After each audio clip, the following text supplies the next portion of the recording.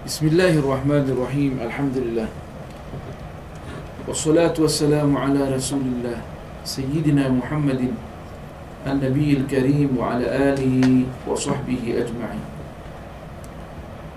Amma ba'du fa inna asdaqal hadithi kitabullah wa khairal hadi hadi Muhammadin sallallahu alaihi wa alihi wa sallam. Wa syarrul umuri muhdatsatuha wa kullu muhdatsatin bid'ah wa kullu bid'atin dhalalatun wa kullu dhalalatin fin nar atau kama qala sallallahu alaihi wa alihi wasallam. Tuan-tuan, puan-puan yang berbahagia, assalamualaikum warahmatullahi taala wabarakatuh. Segala puji bagi Allah Subhanahu wa taala yang sudi mempertemukan kita kembali dalam majlis ilmu melalui hadis Rasulullah sallallahu alaihi wasallam dan melalui kitab yang ditulis oleh Al-Imam Abu Zakaria Yahya Ibn Sharaf An-Nawawi, Al-Arba'in An-Nawawiyah. 42 hadis yang merupakan formula di dalam Islam. Barang siapa yang menghafalnya, memahaminya dan mengamalkannya dan menyampaikan mesejnya, insya-Allah taala akan dikumpulkan pada hari kiamat bersama dengan para alim ulama. Alim ulama yang senantiasa mengabdikan dirinya kepada Allah Subhanahu wa taala, atau yang dikenal ulama ar-rabbani. Jadi cukup kita menghafal hadis ini. Kalau kita menghafal dan mengamalkan, berarti pandangan kita terhadap Islam cukup seimbang. Sebab di dalam Islam yang paling penting keseimbangan di dalam berfikir. Dan alhamdulillah kita sudah sampai kepada hadis yang kelima pada hari ini. Hadis yang menceritakan bahayanya kita mengada-ngada di dalam Islam. Maksudnya segala apa yang hendak kita lakukan mestilah mempunyai dalil dan data daripada Al-Quran dan As-Sunnah. Maka di sini ditulis dia punya tajuk yang asal, Inkarul Bid'ah. Nah, wajibnya kita ini mengingkari segala bentuk bid'ah yang dapat menyesatkan kita. Hadis yang kelima ini diriwayatkan oleh ibu kita, Ummul Mukminin Ummu Abdillah Aisyah radhiyallahu taala anha, atau dikatakan sini an Ummul Mukminin Ummi Abdillah Aisyah radhiyallahu taala anha. Nah, kita sudah tahu bahawa semua isteri Rasulullah sallallahu alaihi wasallam dianggap ibu kita. Nah, makanya kita mesti memberikan penghargaan setinggi-tingginya. Kita dalam Ahlus Sunnah Jamaah, alhamdulillah, isteri Rasulullah mendapat penghargaan yang tinggi, lain daripada mazhab yang lain seperti mazhab Syiah yang mencaci maki Sayyidatuna Aisyah radhiyallahu anha. Kita alhamdulillah dalam Ahlus Sunnah Jamaah, selama kita mendengarkan orang menyebutkan Sayyidatuna Aisyah, maka kita mengatakan radhiyallahu anha, so dia adalah ibu kita. Wa azwajuhu ummahatuhum, dan istri Rasulullah adalah ibu pada orang-orang yang beriman. Apa yang beliau riwayatkan daripada Rasulullah sallallahu alaihi wasallam, hiya qalat, qala Rasulullah sallallahu alaihi wasallam, beliau menceritakan bahawa Rasulullah SAW pernah bersabda dalam satu hadis, man ahdatha fi amrina hadza ma laysa minhu fahuwa raddun.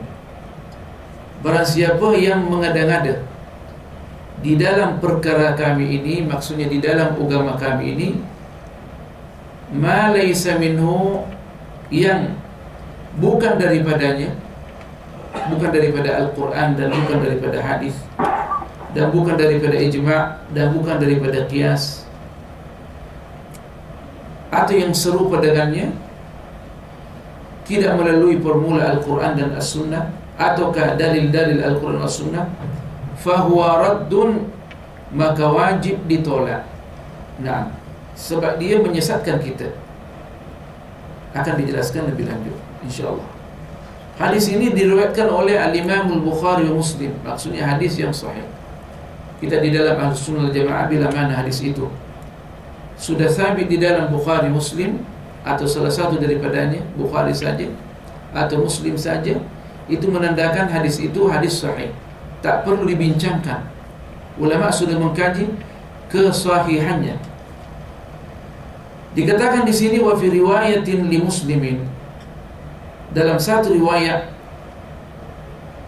yang terdapat dalam Sahih Muslim, terdapat juga lafaz yang lain hampir sama dengan lafaz yang kita tadi sebutkan, yaitu man amila amalan laisa alaihi amruna fahuwa raddun. Barang siapa yang beramal satu amalan di dalam Islam tidak didasari dengan agama kita, tidak terdapat di dalam Al-Quran dan tidak terdapat dalam hadis, atau cabang-cabangnya, fahuwa raddun, maka wajib ditolak. Di dalam hadis ini kita boleh mengambil beberapa kesimpulan yang penting. Di antaranya bahwa di dalam agama kita ini semuanya mesti didasari dengan mengikut kepada Al-Quran dan As-Sunnah. Kita mesti dituntut saja untuk ikut kepada apa yang telah ditegaskan oleh Allah Subhanahu wa taala dan dijelaskan oleh Rasulullah sallallahu alaihi wa alihi wasallam. Sebab Allah di dalam Al-Qur'anil Karim banyak menegaskan terhadap apa yang dinyatakan oleh Rasulullah sallallahu alaihi wasallam dalam banyak ayat. Di antaranya, qul, katakanlah hai Nabi yang mulia, qul in kuntum tuhibbunallaha fattabi'uni yuhibbukumullah. Katakanlah hai Nabi yang mulia, bila mana engkau sekalian, hai orang-orang yang beriman, tuhibbunallah, mencintai Allah Subhanahu wa taala. Seorang yang beriman wajib cinta kepada Allah Subhanahu wa taala. Kalau tak cinta berarti dia punya akidah terjejas. Katakan qul in kuntum tuhibbunallaha fattabi'uni. Ikutilah saya. Yuhibbukumullah. Niscaya Allah mencintai engkau. Maksudnya bila mana kita tidak mengikuti apa yang telah ditegaskan oleh Allah dan Rasulnya, berarti kita tak mencintai Allah dan Rasulnya. Orang yang tak mencintai Allah dan Rasulnya, keimanannya terjejas, boleh saja keluar daripada Islam. Jadi segala-galanya mesti mengikut kepada apa yang ditegaskan oleh Allah dan Rasulnya. La yu'minu ahadukum hatta yakuna hawahu taba'an lima ji'tu bih, kata Rasulullah SAW. Sama sekali salah seorang daripada kamu sekalian mengatakan kepada orang beriman sampai hari kiamat, tidak akan beriman salah satu daripada engkau sehingga dia mengikut hawa nafsunya, mengikut apa yang terdapat di dalam Al-Quran dan As-Sunnah. Wa anna hadha sirati, kata Allah, dan inilah jalan aku mustaqiman, lurus, bukan belok ke kanan atau ke kiri, mustaqiman, lurus. Naam. Wa anna hadha sirati mustaqiman fattabi'uhu, ikutilah. Perintah di sini adalah wajib kita ikuti. Wala tattabi'us subula fatafarraqa bikum an sabili, dan janganlah ikuti jalan-jalan yang lain. Jalan-jalan yang lain ini maksudnya semua undang-undang yang ada di dalam dunia ini, yang banyak yang ditulis oleh manusia di dalam banyak masalah di dalam kehidupan kita, sama ada berkaitan dengan undang-undang dustur dalam satu kerajaan, ataukah undang-undang ekonomi, atau undang-undang sosial, atau undang-undang apa saja, bahkan undang-undang perlautan kita dalam nak mengadakan berlayar, dia punya undang-undang juga. Tak boleh sembarangan. Karena semuanya itu telah digariskan, mempunyai garis pandu dalam Al-Quran Al-Karim. Nah, kita ada memancing ikan di laut dengan sembarangan. Kemungkinan bukan laut kita, kemungkinan kita dicegah. Jadi dia punya undang-undang semua di dalam Al-Quran, yang mana undang-undang itu cukup memberikan rahmat kepada manusia, lain daripada undang-undang manusia. Undang-undang manusia banyak, kita nak ikut undang-undang mana kan? Nak ikut undang-undang Belanda. Kalau Indonesia jajahan Belanda, di Mesir undang-undang Perancis kena jajahan Perancis. Walau kita nak ikut undang-undang Britain. Semua itu adalah undang-undang manusia. Bila mana kita ikut, maka dianggap kita ini keluar daripada Islam. Sebab kita di dalam Islam ada 3 disiplin ilmu pengetahuan yang mendasar, yang banyak kita jelaskan, mesti kita ikuti dan satu sama lain tidak boleh dipisahkan, yaitu undang-undang yang berkaitan dengan akidah, undang-undang yang berkaitan dengan syariat, undang-undang yang berkaitan dengan akhlak. Semuanya ini ditegaskan di dalam Al-Quran was Sunnah. Akidah, apa yang berkaitan dengan undang-undang yang batin, macam mana kita mengesahkan Allah, mengagungkan Allah. Syariat, bagaimana kita menundukkan diri kita kepada Allah, baik melalui ibadat maupun melalui muamalat. Muamalat, ibadat sudah kita ketahui, puasa, sembahyang, haji dan zakat yang lainnya. Tapi mengenai muamalat, luas dia punya. Bagaimana kita nak berniaga, bagaimana kita nak bertani, semua itu diatur oleh Allah dan Rasulnya sallallahu alaihi wa alihi wasallam. Kalau kita keluar daripada itu, maka akan membahayakan kita punya akidah. Sebab undang-undang itu sangat mempunyai rahmat dan penuh keadilan, kerana Allah yang menciptakan kita dan suruh kita tunduk kepada peraturannya, bukan diciptakan oleh manusia. Karena kita dengan manusia adalah sama saja derajatnya. Dari manusia lain ke manusia lain derajatnya sama. Makanya di dalam Islam ini, pembesar walaupun bagaimana besarnya adalah amanah. Tidak ada keistimewaannya di sisi Allah kecuali melaksanakan tanggungjawab. Makanya di dalam Islam, daripada tukang sampah di jalan sampai khalifah tertinggi dalam dunia ini, kita dalam negara dunia ini, adalah di sisi Allah sama. Tugasnya masing-masing ada, diberikan amanah oleh Allah Subhanahu wa ta'ala. Akan ditanya oleh Allah Subhanahu wa ta'ala satu persatu apa yang telah, segala nikmat yang Allah limpahkan kepada mereka, sebagai tukang sapu, sebagai ketua jurusan, sebagai dekan, sebagai ketua kampung, penghulu, presiden dan khalifah. Semuanya adalah tanggungjawab di sisi Allah Subhanahu wa ta'ala. Bahkan ditegaskan, al-wailu kullul waili illa man akhadha bihaqqi. Celakalah orang yang diberikan satu amanah di dalam kehidupan ini, bertolak daripada ketua kampung sampai kepala negara. Bila mana tak melaksanakan tanggungjawab, akan dihadapkan oleh Allah Subhanahu wa ta'ala di padang mahsyar, ditanya satu-satu. Bila mana, kalau seandainya Sayyidina Sulaiman seorang nabi dan seorang rasul, dan apa yang dilakukan semuanya ikut perintah Allah Subhanahu wa ta'ala, akan ditanya satu persatu. Nikmat yang Allah limpahkan sebagai dia seorang nabi dan raja, satu-satunya nabi dan raja Sayyidina Sulaiman. Nah, boleh tundukkan angin, tundukkan jin, tundukkan segala-galanya binatang. Akan ditanya oleh Allah Subhanahu wa ta'ala, apakah engkau melaksanakan, menundukkan benda-benda ini yang aku limpahkan kepada kamu untuk mengangkat agama aku? Jadi semuanya amanah di dalam Islam. Bahkan orang-orang dulu lari daripada tanggungjawab yang berat-berat, karena mereka menganggap kalaulah diri mereka sendiri tak boleh dipertanggungjawabkan di sisi Allah Subhanahu wa ta'ala, bagaimana akan mempertanggungjawabkan masyarakat? Kita memimpin 3 orang saja, di akhir akan ditanya bagaimana kita memimpin yang 3 orang ini. Bagaimana orang yang memimpin masyarakat? Tentu dia punya tanggung jawab di sisi Allah Subhanahu wa ta'ala. Berat. Kita dikatakan celakalah kecuali orang yang mengambil tanggungjawab itu dengan penuh haknya, tepat. Makanya itu Al-Quran dan As-Sunnah datang untuk menjelaskan bagaimana cara kita memimpin hal ini.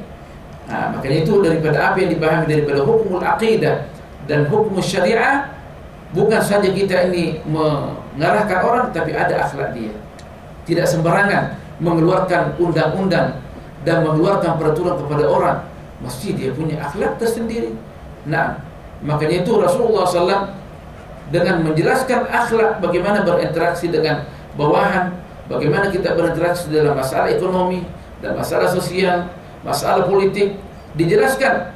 Orang yang mengambil alih ini dikatakan sayyidul qaumi khadimuhum.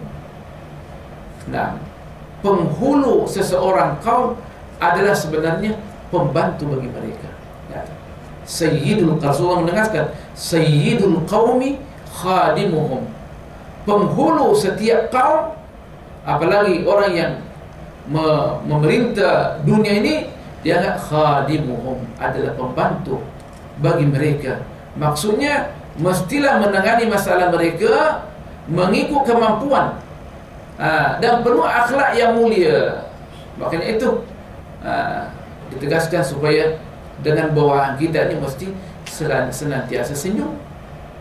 Sebab bila mana seorang atasan tidak senyum kepada bawahannya, berarti bawahannya akan terancam, ya kan? Selama bawahan itu tidak melanggar peraturan. Tuh bagaimana Rasulullah senyum, bagaimana Sayyidina Abu Bakar senyum dengan bawahannya, bagaimana Sayyidina Umar, Sayyidina Utsman, Sayyidina Ali senyum dengan bawahannya dan memberikan beban mengikut kemampuan masing-masing. Kita di dalam Islam tidak memberikan beban kecuali mengikut kemampuan masing-masing. Makanya itulah Al-Quran menegaskan bahwa di dalam Al-Quran, Alkitab ini semuanya serba mudah, ya kan? Makanya Rasul mengatakan idza amartukum bi syai'in fa'tu minhu mastata'tum wa idza nahaitukum anhu fad'u. Bila mana aku merintahkan kepadamu sesuatu, laksanakanlah mengikut kemampuan. Wa idza nahaitukum anhu fad'u. Bila mana aku melarang engkau daripada sesuatu, maka tinggalkan serta-merta. La yukallifullahu nafsan illa wus'aha. Allah tidak memberikan beban kepada seorang kecuali mengikut kemampuan masing-masing. Yang penting adanya kita punya hati ini cinta kepada Allah dan cinta kepada Rasulnya, dan cinta kepada orang yang beriman, dan cinta kepada orang-orang muslim beriman selama tunduk kepada peraturan Islam, tidak mencaci maki agama kita dan tidak mencaci maki negara kita. Berada di dalam naungan yang cukup ketat. Makanya itu indahlah kita ini bila mana dalam satu negara mengamalkan undang-undang Islam. Undang-undang Islam sebagaimana yang banyak kita jelaskan bukan tertakluk kepada hukum hudud saja.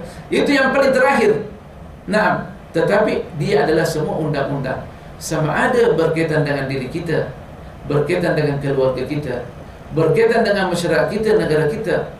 Terutamanya apa yang berkaitan dengan Allah Subhanahu wa taala dalam masalah ibadah. Jadi kita kembali, Islam menekankan bahwa segala sesuatu kalau kita hendak lepas daripada genggaman api neraka ini, mestilah mengikut apa yang ditegaskan oleh Allah dan Rasulnya. Ittabi'u wa la tabtadi'u. Ikutlah dan jangan mengada-ngada. Di dalam Islam itu satu poin yang poin yang pertama yang perlu ditegaskan yang berkaitan dengan hadis ini. Poin yang kedua adalah mestilah kita tak mengetahui benda-benda yang ditolak di dalam Islam. Benda-benda yang ditolak dalam Islam tentunya kita mesti banyak membaca Al-Quran dan hadis. Tentunya pengajian ini salah satu jalan untuk mengetahui undang-undang Allah Subhanahu wa ta'ala. Sebab membaca ini, kadang kita membaca, khayalan kita ke tempat lain. Tapi belajar seperti ini mudah dicerna. Apalagi bila mana yang menyampaikan itu dia mempunyai sanad menerima daripada Rasulullah SAW, maka itu dikatakan isnadu minad din. Sanad itu daripada agama, karena dengan adanya sanad ini maka majlis itu diberkati oleh Allah Subhanahu wa ta'ala. Para malaikat hadir bersama-sama kita, sehingga apa yang kita dengarkan dapat dipahami dengan mudah dan dapat kita amalkan dan sampaikan kepada orang. Yang perlu kita kembali bahwa ada masalah-masalah yang dikatakan di Islam al-a'malu al-mardudah, benda-benda yang ditolak kalau tidak ikut dengan perspektif Al-Quran Sunnah, maka ditolak serta merta. Di zaman Rasulullah SAW ada orang yang bernazar, dia nak puasa berdiri di terik matahari. Nah, berdiri di terik matahari. Rasulullah SAW tengok, kenapa kamu berdiri di terik matahari? Nak bunuh diri ke? Nah, dia punya nazar. Kata Rasulullah SAW, tinggal jangan berdiri di terik matahari dan lanjutkan puasanya. Sebab benda itu tidak ada kaitannya dengan nazar. Nazarnya hendak berpuasa saja. Kenapa pula nak bunuh diri? Ya kan? Kalau saya sempat kawin, saya nak berpuasa hari Senin Kamis, berdiri di tengah jalan, itu mati namanya bunuh diri. Rasulullah suruh lanjutkan puasanya dan tinggalkan berdiri di terik matahari. Sebab Allah Subhanahu wa ta'ala Maha Rahmat kepada hambanya. Itulah, dengan adanya manusia tidak mengetahui undang-undang Allah Subhanahu wa ta'ala, dia mengada-ngada. Kita di dalam Islam sama ada undang-undang Allah atau undang-undang manusia. Ikut undang-undang Allah penuh dengan rahmat. Ikut dengan undang manusia penuh dengan pengabdian kepada manusia. Tidak ada rahmat. Sebab undang-undang manusia tidak mengenal rahmat. Sehingga dikatakan dalam undang-undang yang dari Perancis yang diamalkan di Mesir, waktu itu dikatakan al-qanunu la yahmil mughaffalin. Undang-undang tidak menjaga orang-orang yang lalai. Maksudnya siapapun kalau tidak ikut undang-undang akan kena. Dia punya sanksi. Tapi Islam tengok macam mana dia, macam mana keadaan kesihatan dia. Orang yang melanggar peraturan di dalam Islam tak langsung diberikan hukuman. Kemungkinan dia gila, kemungkinan dia silap, banyak dia punya alternatif, ya kan? Dia mencuri, kemungkinan dia lapar, ya kan? Kemungkinan dia terpaksa. Jadi boleh saja semuanya itu akan diluluskan, dilepaskan daripada undang-undang Al-Quran dan As-Sunnah Nabi. Cukup cantik apa yang telah ditegaskan oleh Allah dan Rasulnya. Apa yang ditegaskan oleh Allah dan Rasulnya. Memang artinya segala benda bila mana tidak ikut Rasulullah SAW, Allah dan Rasulnya ada ditolak serta merta, baik dalam ibadah maupun daripada muamalat. Kita punya muamalat cukup bersih. Dalam perniagaan kita ditegaskan supaya jauh daripada muamalah ribawiyah. Sebab muamalah ribawiyah ini adalah muamalah yang didasari dengan pemerasan. Kalaulah pakar-pakar ekonomi di barat mengatakan bank-bank yang ada ini adalah memeras kita, alangkah baiknya kalau kita mengikut sistem perbankan Islam. Mereka mau semua perbankan Islam. Kenapa? Karena terdapat di sana tidak terdapat pemerasan. Kalau riba ini adalah didasari dengan pemerasan. Islam makanya itu diharamkan. Bahkan dianggap kita melawan Allah dan Rasulnya. Kita sia-sia nak memerangi Allah dan Rasulnya bila mana perniagaan kita ini tidak dasar dengan perniagaan Islam. Bila mana dasar dengan riba, maka itu merupakan kutukan yang besar daripada Allah Subhanahu wa ta'ala. Sebab Allah tidak mau melihat hambanya satu sama lain memeras yang lain.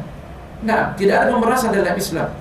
Maka itu diberikan kebebasan mutlak selama tidak bercanggah dengan Al-Quran was Sunnah. Cantiknya Islam ini. Jadi kita kembali bahwa ada masalah-masalah yang ditolak di dalam Islam perlu kita ketahui. Ada yang dikatakan al-bid'atu, yang ketiga ini al-bid'atu al-mazmuma wal bid'atu al-maqbulah. Kita ada dua bid'ah. Ada bid'ah hasanah, bid'atun mazmumatun wa bid'atun hasanah. Apa itu bid'ah? Bid'ah segala apa yang kita katakan, yang kita amalkan tidak sesuai dengan apa yang digariskan oleh Allah dan Rasulnya. Nah, apa saja? Nah, yang tidak digariskan oleh Allah dan Rasulnya. Seperti masalah kalau kita dalam perkawinan, kemungkinan baik di sini atau baik di seluruh Asia, kita mengantar lelaki kepada pengantin perempuan sebelum sampai ke rumahnya itu kita round 7 kali lagi. Itu tidak ada dalam Islam, mesti ditolak. Untuk apa round 7 kali? Seperti tawaf di Ka'bah, karena tidak ada tawaf di Ka'bah, tidak ada tawaf nih round 7 kali kecuali di Ka'bah saja. Berarti itu mengadakan satu ibadah yang Allah tidak tegaskan di dalam Al-Quran was Sunnah. Ini mesti round 7 kali nih. Dari mana round 7 kali itu? Allah akan tanya kita, kenapa round 7 kali? Gembira saya akan nak jumpa dengan istri. Jumpa pun gembira nak jumpa dengan istri, teruslah round 7 kali. Ya kan? Banyaklah gitu. Banyak masalah-masalah yang di dalam sistem kehidupan kita ini jauh daripada Islam. Bagaimana nak mengenali? Mesti kembali kepada apa yang dilakukan oleh Rasulullah SAW, yang dipahami dan yang diperhatikan melalui Al-Quran Al-Karim. Banyak masalah kita nih. Kadang kita sembahyang apa namanya? Sembahyang hadiah. Aku nak sembahyang hadiah. Kita tanya, di dalam Al-Quran ada enggak, dalam Sunnah ada enggak dikatakan sembahyang hadiah? Kalaulah kita ini bersedekah dan menghadiahkan, itu tak ada masalah. Nak sembahyang hadiah, usolli sholatal hadiah rakaatain, mana ada dalam bab fikih itu? Ya kan? Tapi orang selalu mengada-ngada. Tetapi bagaimana dengan Sayyiduna Umar bin Khattab? Dia menambah rakaat daripada tarawih Rasulullah SAW. Rasulullah SAW tarawih hanya 8 rakaat saja, 4 rakaat, kemudian rehat, kemudian 4 rakaat. Dan sekali saja keluar ke masjid untuk sembahyang tarawih dengan sahabat, supaya tidak mengatakan sembahyang tarawih ini adalah wajib. Kerjakanlah mengikut kemampuan. Tapi sewaktu Sayyidina Umar bin Khattab memerintah, dia sembahyang 20 rakaat dan dia rasa sedap. Karena tambah banyak sujud, tambah senang hati nih. Macam mana nih? Ini penambahan nih. Penambahan lebih daripada 8 rakaat yang telah digariskan oleh Rasulullah SAW. Kita tahu dalam hadis kita disuruh diikut kepada apa yang dijelaskan oleh Rasulullah SAW dan diamalkan, dan juga sahabat-sahabatnya khulafaur rasyidin, alim ulama daripada sahabat. Sayyidina Umar adalah daripada ulama as-sahabah. Dia menambah 20 rakaat sebab dia menganggap itu adalah sembahyang sunnah yang boleh saja siapa saja yang menambah. Orang nak sembahyang tarawih 1000 rakaat, dia mampu, ya silahkan.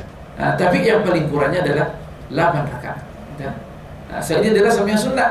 Kemungkinan boleh saja kita kategorikan sembahyang tarawih itu sebagai sembahyang sunnatun mutlaqah, sunnah mutlak, ya kan?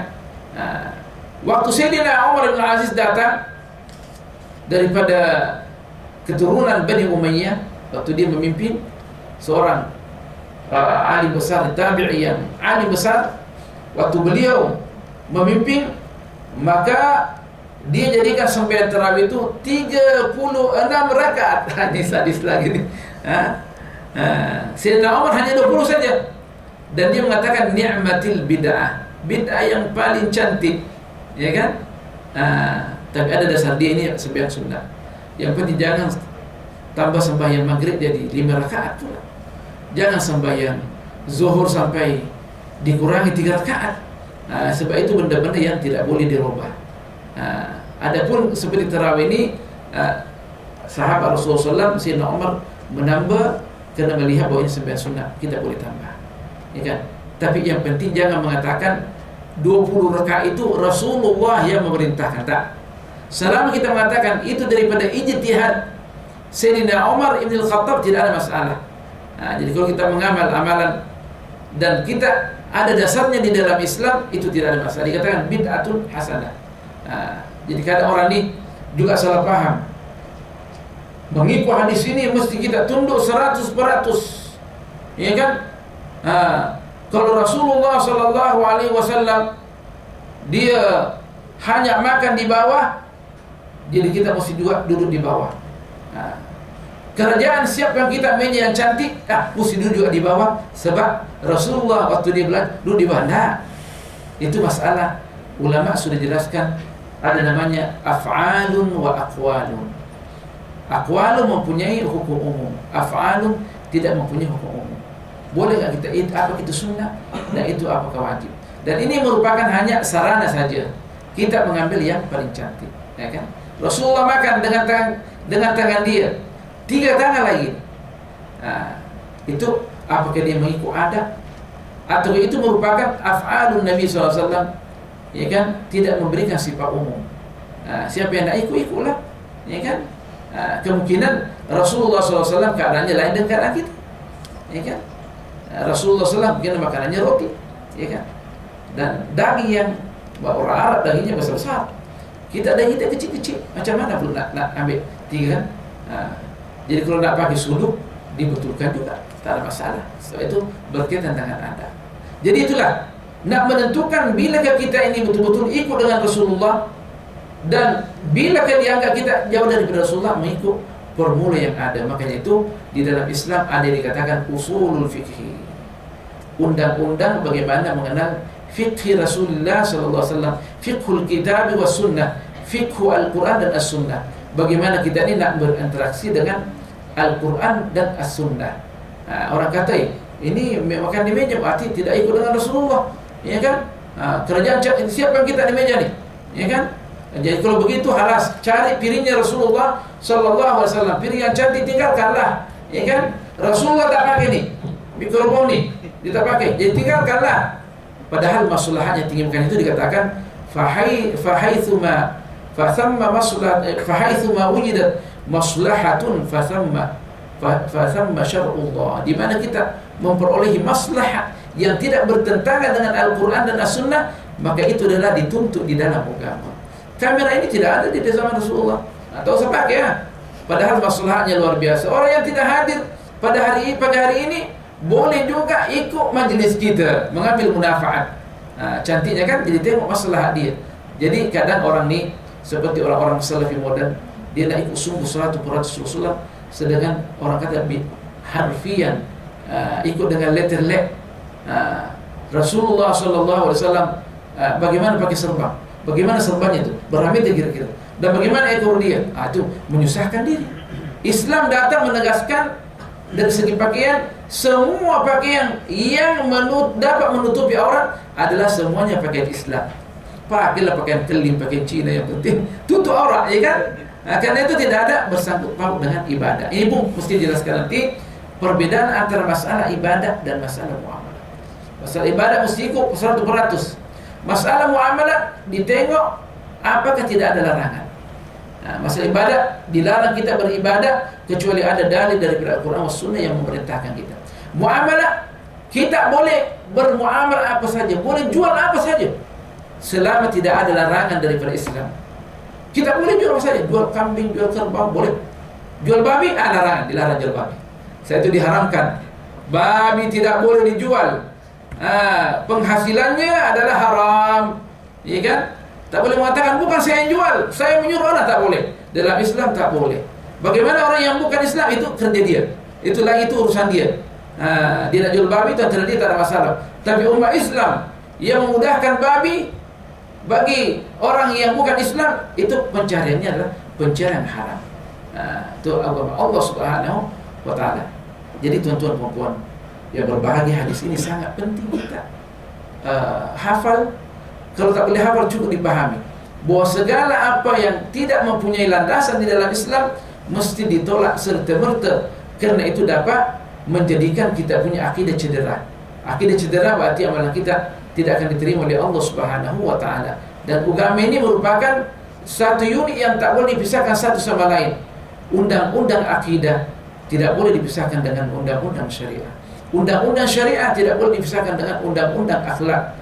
3 rukun di dalam Islam ini merupakan bangunan yang satu, tidak boleh dipisahkan. Mudah-mudahan apa yang kami sampaikan dapat memberikan manfaat kepada kita. InsyaAllah kalau ada sebarang pertanyaan boleh kita bincangkan bersama.